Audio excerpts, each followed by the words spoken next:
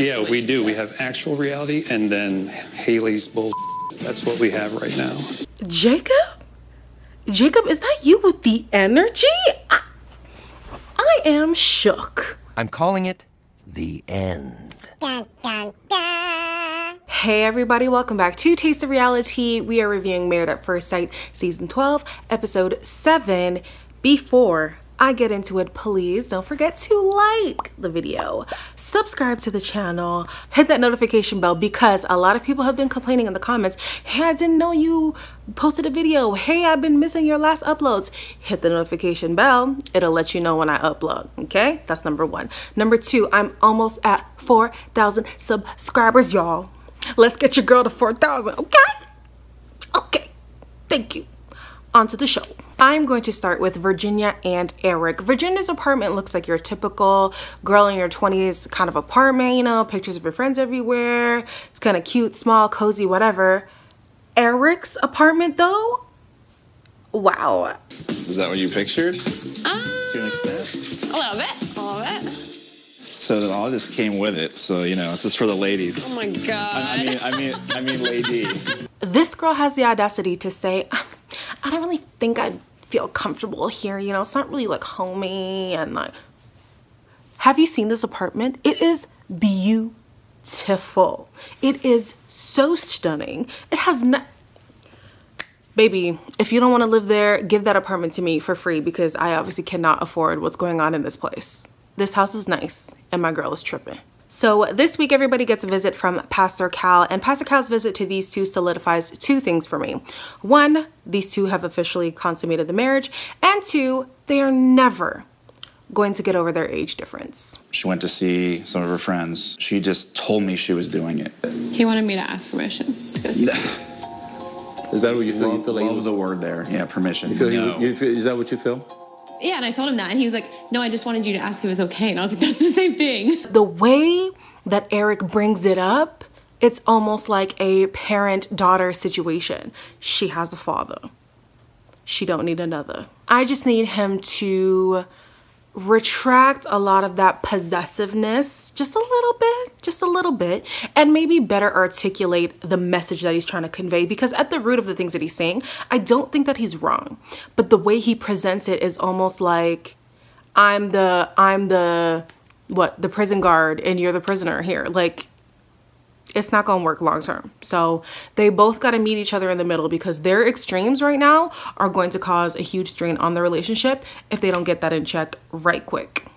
Next, we have Clara and Ryan. Ryan is really confusing me because he talks about how meticulous he is in his daily life and stuff, but he's literally a walking contradiction. What is this? My thought is like, you know, what's the point of folding like, you know, gym shorts and like t-shirts and stuff like that? Just because it takes up way less space. So how can you be so regimented in one area of your life and your house looks like this? I don't get it. I don't get it. During Pastor Cal's visit, these two actually don't believe that they have many issues. Are you sure? It's coming. Oh, we know. We know. It's coming. I bet you if I were to probe you right now, I would find areas that you guys disagree. I mean, there's religion, raising kids, day-to-day life, regimented schedules, sexual intimacy. The list goes on. I'm just saying. Y'all gotta be a little bit more introspective in your relationship because it's cute that y'all look good, y'all are getting along, but let's not fool ourselves here.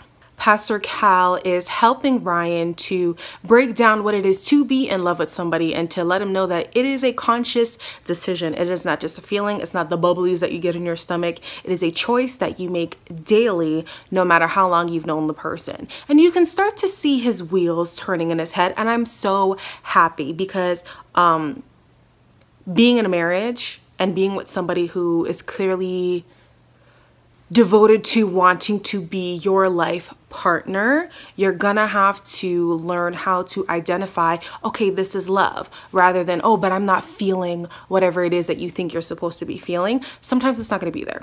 All right. There are relationships that have been together. Let's say what? My parents have been married for 33 years. I'm pretty sure they don't get them bubblies every day, but they choose every day to wake up and love each other. So I'm glad that Pastor Cal was helping him break down what exactly that looks like. Clara shares a rational fear that most women actually have, which is falling in love with somebody and not having those feelings reciprocated. It's great that they've noticed in the beginning how their love pasts, let's go with that, has differed from each other. And with Pastor Cal helping Ryan kind of see the difference of a feeling versus a decision is going to be a big factor in whether or not he actually comes to the point of falling in love with Clara. And I really hope this for her, because at the end of the day, yes, like I said, they do got their issues, but for the most part, they seem to be doing well, and I'm rooting for them. Our third couple for the day is Brianna and Vincent. During Pastor Cal's visit, these two cannot help but rave for each other. And I love it. And I looked at her dead in the eye and like, yeah, we're gonna be well off and you're gonna have everything you want. And I promise you that. My concern, however, is that Vincent is trying to please Brianna so much so that he swallows his feelings a lot and he doesn't properly express, you know, his frustrations with her. He uses the term respect, and I don't think respect is the word that he's looking for. I don't know if that's what he truly thinks it is, or it's just for lack of a better term, but he needs to find a way to express what his real issue with her is. And I don't think it's a matter of her disrespecting him.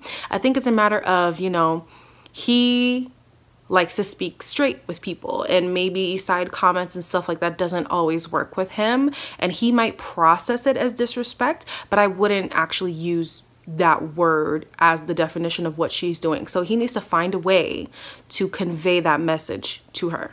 Vincent also says that he tends to bottle up his feelings because he's afraid of how he might react to her pushiness.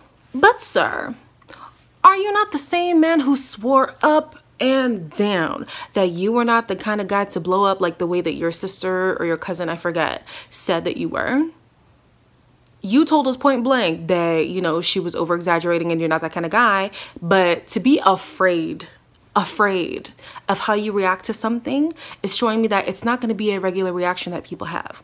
It might be explosive, it might be combative, and those are things to watch out for, my girl Brianna. Girl. It's okay for people to fight, but I think a lot of people in relationships don't know how to fight in a healthy manner. There's a way of, okay, here is my problem. Here is my problem. How do we work together to resolve it? Rather than, here's my problem, here's my problem, here's my problem, here's my problem, nag, nag, nag, nag, nag. I bottle it up, bottle it up, bottle it up. At some point, it's going to explode like this wine bottle, and we're gonna have issues, and we don't know what the outcome is gonna be. Arguments are fine. Vincent, tell this girl how you feel. For real, for real. Arguments are okay if you know how to do them in a healthy way. Ooh, bars. One last thing I have to say about these two is that when they went to visit Vincent's apartment, his apartment was pretty pristine. And I hope that this gives Brianna, you know, greater insight on the kind of guy that he is. And in as much as you like things done your way, clearly he's able to, you know, keep his house in order. He's respectful. He makes money. He, you know, has good family ties. Like, his way isn't a bad way of living life. And although it's different to the way you would like him to do things, just allow him to be who he is in his space, and you'll be fine. You know, there are things here and there where you can say, hey babe, like maybe we could try it this way. If it works for you, cool. If it doesn't, let me try it your way and we can see what works better for us as a unit. But for her to constantly be like, my way or the highway, even in long-term relationships, that's not a sustainable perspective to have. And I hope that them getting insight in each other's lives will give her more of a perspective of, let me allow him his space, allow him to be comfortable to do the things the way he wants to do them. Okay, I said that was the last thing. This is the real last thing. The real last thing is at the end, when Vincent decides to leave, honestly, I just think this is a matter of a misunderstanding of personalities. I think they need time to get the heart eyes out of their eyes and to see who is Brianna as a person. What is her personality? What is her kind of humor? And the same for Vincent, because the way that they talk is clearly very different. The way they communicate is different. And, you know, I have a mouth kind of like Brianna. So when she was saying those things, so, oh, yo, that's funny. But somebody like Vincent is not going to process it that way. So I don't think it was that deep for you to have to leave and go home.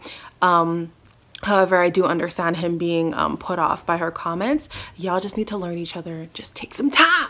Learn each other because you are my favorite couple. And if you break up, I will lose hope in this whole entire show. You hear me? Like, come on. I'm here for y'all.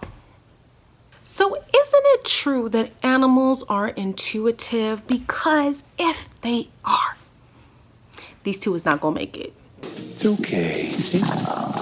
Hey, knock that off.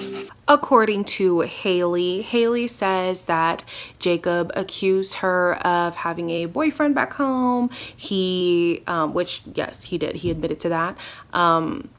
And that he blew up on her in the altercation that they had back in Vegas. So much so that they actually went home separately. Now, on Jacob's end, he's out here saying, you know, I lost trust in you. I mean, okay, like, it was a little white lie. Like, she just needed a break. And could she have said it better? Absolutely. Actually, yes, you most definitely should have said it better. I'm not going to make it seem like I'm defending your actions. That was wrong. That was wrong. But to go and project these things, Jacob, like, uncalled for. I've had several instances of that, actually, where I thought I was in a relationship, but I was actually the person that they were using to cheat on their boyfriend with. Now, as Pastor Cal is counseling the two of them, we can see Jacob is dealing with a lot of unresolved issues from past relationships. And unfortunately, the one catching the stray bullets is Haley. I mean, the little white lie, wrong, completely wrong. We understand that. But now to take your past hurt, your past betrayals, and to project that onto Haley is also wrong. She did not do those things to you. She did not step out on you. She, you know, is not dating other people to her knowledge. So for you to assume those things, especially this early on when you don't even know much about this person and you're already calling them a liar, high strung, high anxiety, you're stepping out on me, recipe for disaster. Pastor Cal also advises these two to allow each other, to allow themselves into each other's lives. Like, they clearly have lived very independent lives, ones to where I've been doing this my way for this amount of time. I'm comfortable in the way that I'm doing it. However, in a marriage that literally never works. Marriages always call for compromise to some degree. There are some things that you're going to have to relinquish. There are some things that are just part of your personality that, you know, will always remain. But you have to find a way to meet each other in the middle. This whole I'm like this and I'm like this and you're just going to be doing this the whole time. So I hope that they take his advice. I don't know if it's gonna stick, but yeah. They're one of the couples that I predicted would stay together. I'm now kind of questioning that. However, we're still early on. Let's see how it goes. Now, our last couple, and I've been trying so hard not to end on Paige and Chris, but honestly, how can you not? They give me so much material to talk about that it's so hard not to leave them for last. But here we go. Paige is left alone to move into the apartment by herself because Chris needs some time to himself. I wish that Chris was here to see and experience this with me. Now, at the beginning of this episode, I was so excited because Chris is actually the first person who decides to call this thing quits, and Paige finally gave me the energy I've been looking for. All that dramatic ass you done dragged me through, you, that bitch will have this conversation with Pastor Cal. I'll air out all his he's done with this. Now, Pastor Cal joins the scene and he asks Paige, like, yo, what was the reason for, you know, getting intimate? And she goes into why. And it was more like feeling like it's a duty than actually connecting with my partner. Even though that was an internal battle, I just didn't want to upset my husband on the first day of us getting to know each other. Now, babe, I'm gonna be honest with you. I am also a Christian girl, and I do believe that part of wifely duties is to, you know, satisfy your man sexually. We can agree on that. However, to do it in fear of the man? No. No. That will never fly. To add insult to injury, they've been having sex every day besides 2. Unprotected. My girl. So the pregnancy from the ex it did nothing for you? Wow. I'm so frustrated. I'm so frustrated because I see Paige as one of my homegirls. I easily see her as a chick that I could hang out with. She could roam with my crew. But if she was acting like this, I would have words. And so I ask, where are Paige's friends? Where are they at? Where are they at? Because y'all need to talk to your girl. Please. Immediately. Now Chris walks in looking like a grungy teenager. Like, sir. Ew. And, you know, he's out here doing his whole, you know, I'm going to speak so low so that nobody can hear what I'm saying. It's going to sound like, you know, I'm really sad, but really is intentional. Stop. Stop. For some reason, Chris cannot draw a difference between co-parenting and getting back with somebody. It's one thing for you to be like, listen, I don't want to be with you. I'd rather be with, you know, my ex. Cool. Whatever. At least you're telling me point blank, you don't want to be with me. But to say, you know, another person could be raising my child and that's why, unknown. A lot of people co-parent without being cohabitators. It is possible. It is a thing you can do. Tell this girl you don't want to be with her. Tell her that. But you know what he tells her instead? I can't even... I'm gonna just play the clip because I'm so vexed. His fear is falling in love with me. Don't say that to me.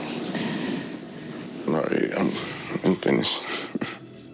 I thought that this was gonna be a clear-cut bye, see you never. Baby girl, you are doing my head in. Okay? You are doing my head in. I cannot stand for it anymore. I know I say it every episode, but like I really mean it this time. I really mean it this time. Like Stockholm Syndrome is real. You freaking freaks! What will you learn?